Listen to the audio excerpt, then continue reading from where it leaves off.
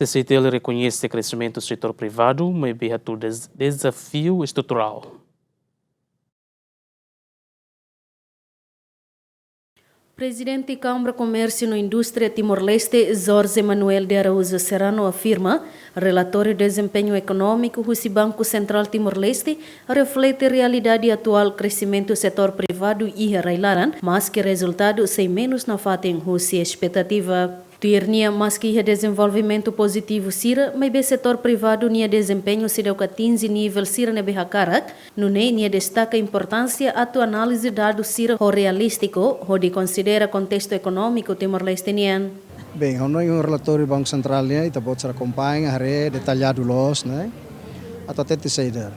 E a mudança e a pressão do setor privado, mesmo que ela bote, se dá tua expectativa, tua target, mas bem, não kata que na mudança.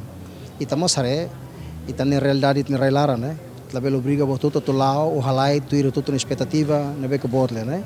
Bem, não kata que o dia relatório mesmo que realístico, reflete bem na realidade. Presidente CCI-TL mostra realça necessidade de atuamento em diálogo entre o setor privado no governo, ele identifica solução na BC acelera crescimento econômico. E a mim consciente que aqui não precisa, estamos em diálogo com o governo, estamos cedo, mas crescimento sai, mas lá sai uma casa.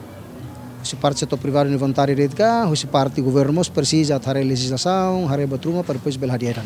Estamos aqui diálogo, né? Então reconhece, a gente pode ser acompanha, relatório ne detalhado los, né?